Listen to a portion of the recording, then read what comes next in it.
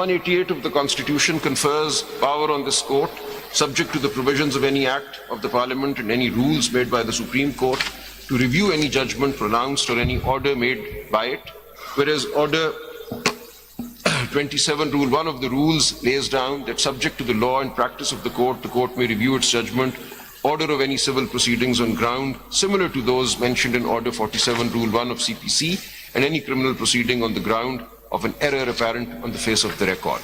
It may be observed that Order 47, Rule 1 of CPC gives a right to a party to apply for review if he is aggrieved by the orders or decrees or decisions mentioned in subclauses A, B, C of Rule 1 on the three grounds, namely discovery of new and important matter or evidence which after the exercise of due diligence was not within his knowledge or could not be produced by him at the time when the decree was passed, or order made or on account of some mistake or error apparent on the face of the record or for any other sufficient reason. Now, we may now refer to the judgments relied upon by the Learned Counsel for the parties. Mr. Sharifuddin Pirzada has referred to the following cases. Then they list 5 cases, but the most important is the first one, Lieutenant Colonel Nawabzada Muhammad Amir Khan versus Controller of State Duty, PLD 62, Supreme Court 335. And I read at the foot of this page, in the above first case, this is the 62 Supreme Court judgment, Cornelius C.J. made the following observation as to the scope of review. 87. Page 87, handwritten, page 87, my lord. The last about 5-6 lines from the foot of the page. In the above first case, Cornelius C.J. made the following observation as to the scope of review. So this is referring to the 62 judgment, 62. PLD 62 Supreme Court. For the present purpose. G. For the present purpose, the emphasis should, in my opinion, be laid upon the consideration that for the doing of complete justice, the Supreme Court is vested with full power, and I can see no reason why the exercise of that full power should be applicable only in respect of a matter coming up before the Supreme Court in the form of a decision by a High Court or some subordinate court. I can see no reason why that purpose in its full scope should not also be available for the purpose of reviewing a judgment delivered by the Supreme Court itself, provided that thereby found a necessity within the meaning of the expression complete justice to exercise that power. It must, of course, be borne in mind that by assumption, every judgment pronounced by the court is a considered and solemn decision on all points arising out of the case. And further, that every reason compels towards the grant of finality in favor of such judgments delivered by a court which sits at the apex of the judicial system. Again, the expression complete justice is clearly not to be understood in any abstract or academic sense. So much is clear from the provision in Article 163(3) that a written order is to be necessary for the purpose of carrying out the intention to dispense complete justice. There must be a substantial or material effect to be produced upon the result of the case if, in the interests of complete justice, the Supreme Court undertakes to exercise its extraordinary power of review of one of its own considered judgments. If there be found material irregularity and yet there be no substantial injury consequent thereon, the exercise of the power of review to alter the judgment would not necessarily be required. So even with a substantial or a material irregularity, the condition is there should be substantial injury because of that irregularity. The irregularity on its own will not lead to a review. The irregularity must be of such a nature as converts the process from being one in aid of justice to a process that brings about injustice.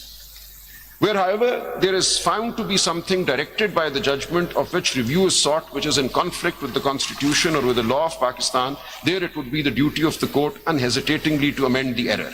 It is a duty which is enjoined upon every judge of the court by the solemn oath which he takes when he enters upon his duties, viz. To preserve, protect and defend the Constitution and law of Pakistan.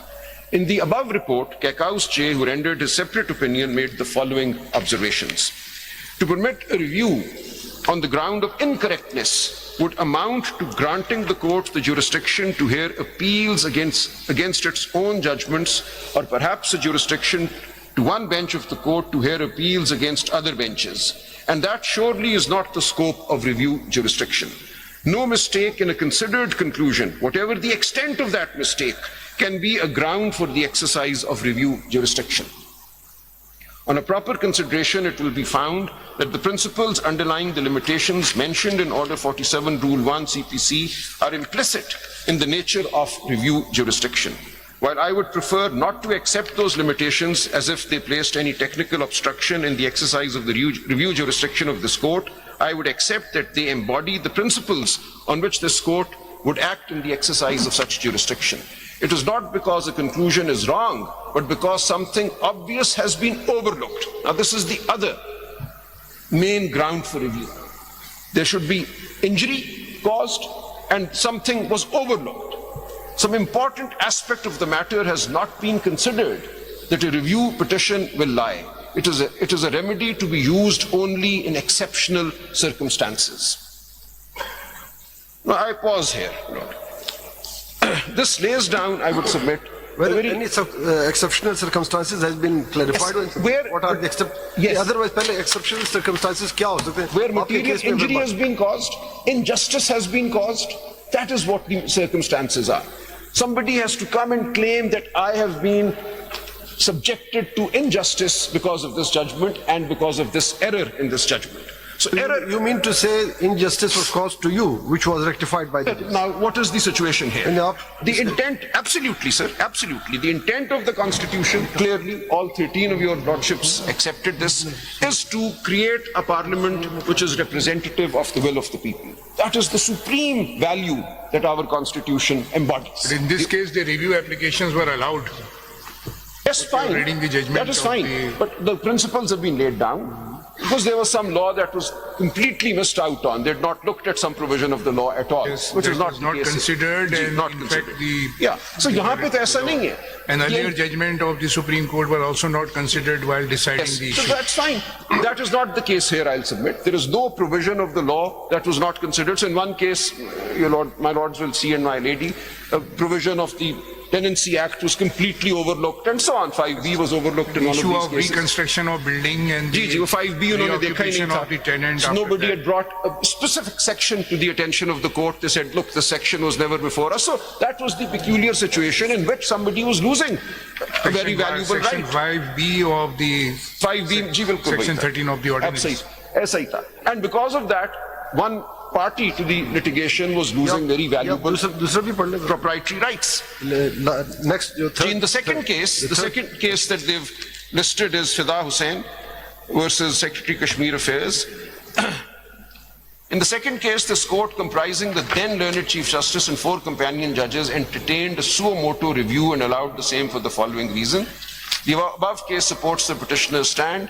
Another aspect which escaped notice of this court in the judgment under review is that some of the civil servants, employees placed in the same position as the petitioner had been considered for promotion to BPS 17 and in fact were promoted, whereas the petitioner was denied the above benefit which amounted to I violation. think the third, So we don't need to go there. I think third one is more relevant. Sir, इन्होंने principle lay down कर. Third is more relevant. So मैं third पढ़ लेती हैं. So the In the principle Fida वही है. Hussain जो है वो तो सोमोटो एक्सरसाइज ऑफ ठीक है। पावर था, रिव्यू जो हुआ था सोमोटो हुआ Quite था। so, sir. But the principle Service is very matter. clear. Injustice should have occurred. Mere incorrectness is not enough, and there should be an injury resulting in injustice to some party before the court. And In the third case, this court, while accepting a review petition, made the following observations. From the above discussed legal position, it emerges that a petition for review before this court would lie on grounds which are analogous to those embodied in Order 47, Rule 1 CPC. The review petition would also be competent if something which is obvious in the judgment has either been overlooked or that if it would have been considered by the court, the final result of the case would have been otherwise. Now, this is the overlook ground. So one is the injustice ground, mere incorrectness. Ji. Has something been overlooked or they've looked at it and arrived at a conclusion, then that's fine. You may disagree with the conclusion, but they've not overlooked anything. And that if it would have been considered by the court, the final result of the case would have been otherwise. No review petition, however, would lie on the ground of a wrong decision by the court or that another view is possible on reconsideration. So a wrong decision is no ground to review a decision. what are their grounds? Their grounds are, my lord, फिर मैं अर्ज कर देता हूँ मैं क्या कहते हैं? जिनका कहते हैं ग्राउंड कि- क्या है ये कहते हैं कि wrong decision है। जी रिलीफ उनको दी गई जो कोर्ट के सामने नहीं थे third parties have been granted relief इनका ग्राउंड ये है कि आर्टिकल 225 कि जो constraints हैं, those have somehow been ignored, have been overcome by the judgment.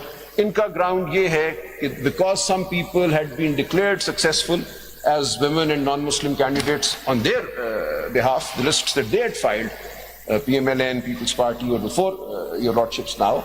So those people had acquired a right to be treated as MNAs and MPAs, and they could not have been de-seated without quo warranto proceedings. So either proceedings in terms of Article 225 or quo warranto proceedings. So this is, in a nutshell, the expanse of their case, I would submit. This is the heart of the grounds on which review is being sought. Whether they are considering it is wrong judgment or it is a clerical or typographical mistake in it. What is their ground? They are saying, They are what they're considering it saying as is, wrong. They are considering it as wrong judgment. they are saying that this, yes, they are saying that this judgment has been passed without quo warranto proceedings having been initiated. This judgment has resulted in the framework envisaged by Article 225 for the conduct of an election and thereafter the consequences of an election, including election petitions which will result in the removal of some returned candidates not being followed. So that whole process envisaged. What do you say, whether it was a wrong decision or it was a mistake wrong. on the part of 8 members, it was not wrong. or it was a conscious decision? It is a conscious and a correct decision. So what we're completely missing out on is the jurisprudence, as I submitted at the outset, that has animated this court in bringing matters back to the constitutional path after a deviation has happened. And I'll very quickly come to the Sindh High Court judgment of 2009, Sindh High Court Bar, 2009.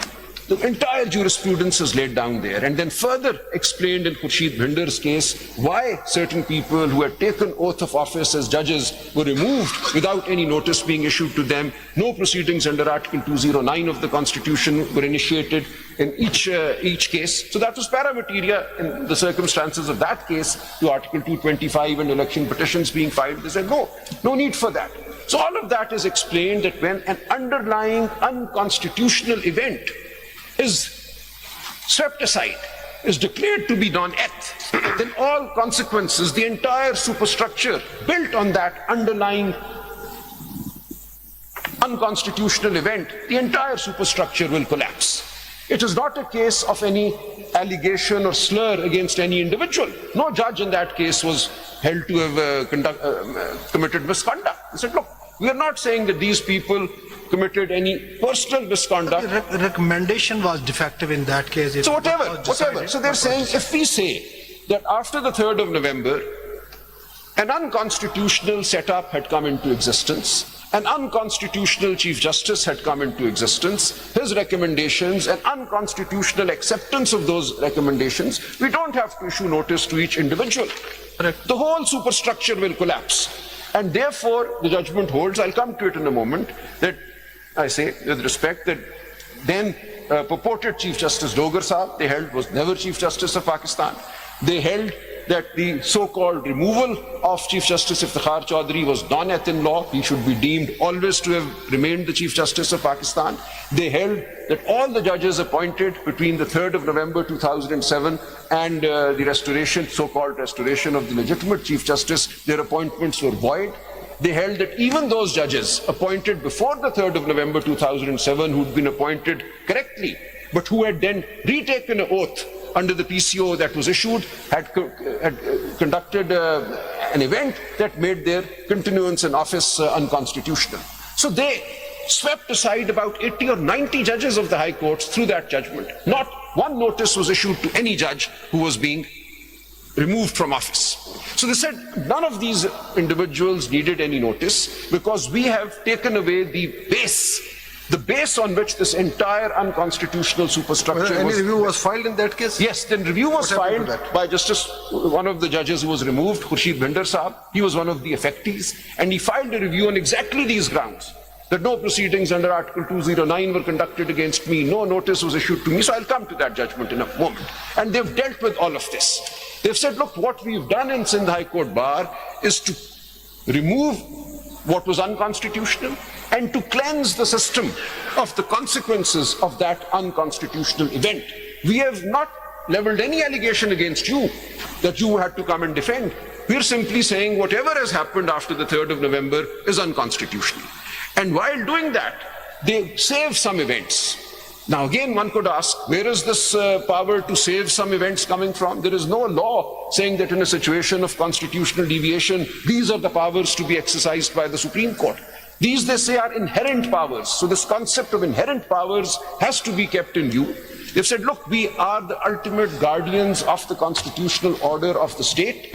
When an unconstitutional event has happened, as has been determined in paragraph 96 of the judgment under review before your lordships, it becomes incumbent on us to issue directions that will both remove that unconstitutional event, efface it, and efface the consequences of that unconstitutional event. Now, the unconstitutional event could be an overt intervention into the constitutional system, the suspension, abrogation of democracy, the constitution, and so on. Or it can be a covert or a somewhat layered or camouflaged intervention, which is what happened on the 3rd of November. A so-called emergency was announced.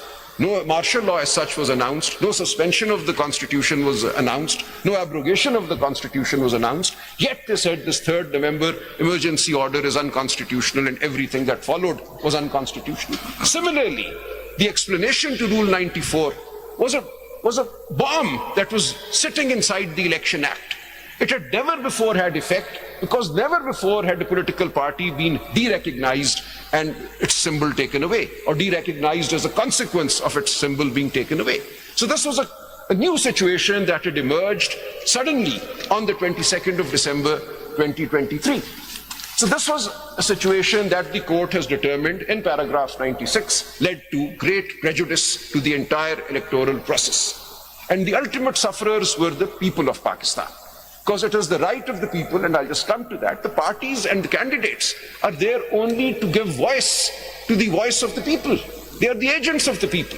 So if the people are denied their agency, it is the people who have suffered, and not those individual candidates or the political party concerned.